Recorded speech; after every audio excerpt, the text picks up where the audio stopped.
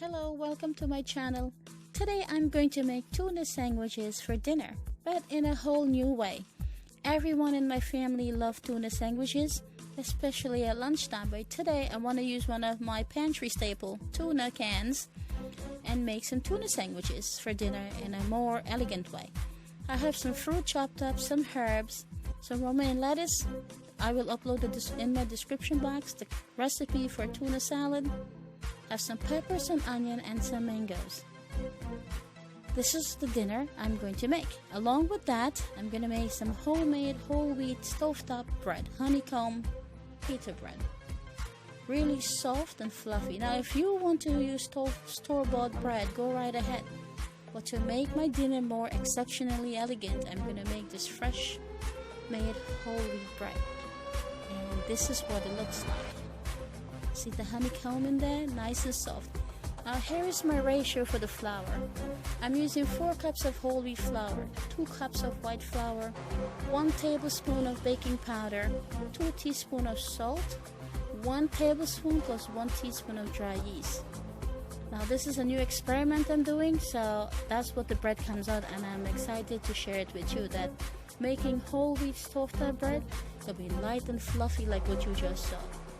I have 3 cups of water at room temperature. First, I add 1.5 cup of water to my bread mixture, and I'm going to knead it. And I gradually keep adding the water until I get a nice soft sticky dough. Now, why I don't add all the water at once? Because I don't want to change the ratio of the flour. I make bread all the time. I make with semolina, white, and whole wheat. Comes out fine. I make with just the white flour, it comes out fine, but I want to go a little more and add as much whole wheat as possible and see if I'll get the same texture like all the other breads. And so far this ratio works perfectly well. And now I've added 2.5 cups of water, remaining half a cup here. And because whole wheat flour tends to take a bit more water when kneading it, after 2.5 cups of water, my dough is still dry. Let me show you. You see that? If I use that dough to make my stovetop bread, it will be dry and hard.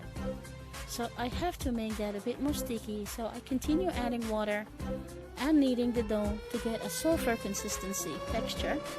And followed by that, I add about 2 to 3 tablespoons of oil. You can use any oil of your choice. Here I have only olive oil, and that's what I'm using. And I'll incorporate the water and the oil until we have a nice soft dough. And I will knead that. It takes about 5 minutes to do this. And this is what it looks like after I knead it for 5 minutes. I will just cover it and let it rise for 30 minutes.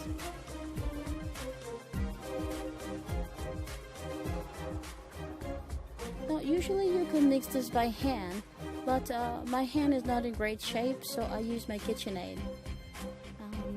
So yeah, this is my first resting period for the dough, 30 minutes, and it looks like this. I'll repeat this process 2 more times. So I'm doing a triple rising. I know this bread takes time, but it's actually worth making it. That's the second, and this is the third. Now on the third rising, I will not allow it to rise to the full volume that I expect it to, because I have to shape it. So after it rises, I just pour it into a lightly oiled platter and fold it gently. Now this dough is a little sticky, so dab your hands with a tiny bit of oil and fold it gently like that. And then start shaping from smaller dough. So the dough should be a size a little smaller than a baseball, because I'm making sandwich bread, so they're pretty big bread. You feel free if you want to make them smaller. And it all depends how you want your shape. So I'm gonna make these. I'll get about 8 to 10 bread.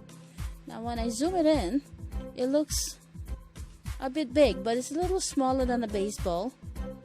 And you knead it and shape it to have a nice smooth round circle like that, and then you put some flour and allow it to rest for about 2 minutes or 3 minutes because you want the elasticity in the dough to relax so you can roll the dough out smoothly.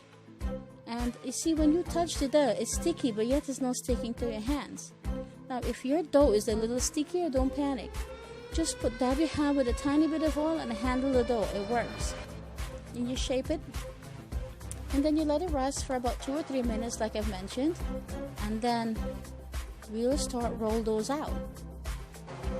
So now we start rolling it. Dust it really well and roll it out to the size you like. I have about 6 or 7 inch diameter bread here and about 1/4 inch thick. You can roll it thinner or thicker. The key to it is to allow it to double in size when resting before cooking them on the stove. It can take about 30 minutes to 45 minutes for this bread to double in size. I have a piece of cotton fabric dusted with whole wheat, and I rest the bread there, and I will cover it. And after 45 minutes for me, the bread is double in size. So now I take it to my stove. My grill is on medium heat, and here I'm doing 5 at the same time, so it's pretty fast. And you know, if you do one at a time, it'll take some time. So if you have 2 grills, it's pretty speed up the process in your kitchen.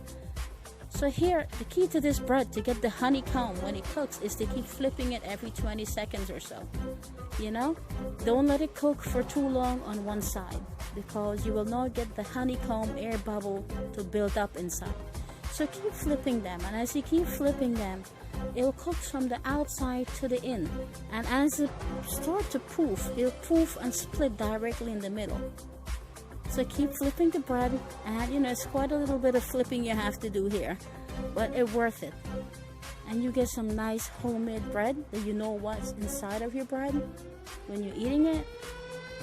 And so these are poofed up, and I'm going to remove one when it's cooked and cut it open and show you what it looks like. So there we have quite a bit of them. It's finishing really quick, and now I will get a knife and I will cut this bread open for you. And now that I cut it, let me show you the beauty that's in here. Look at that. Wow, you see that? Look at the honeycomb. Nice and soft. It's hot, you know. So you're gonna separate it, and I'm gonna open it and show it to you. Look at that. Now we will serve that with our tuna salad to make tuna sandwiches with some herb and lettuce and some fruit for dinner.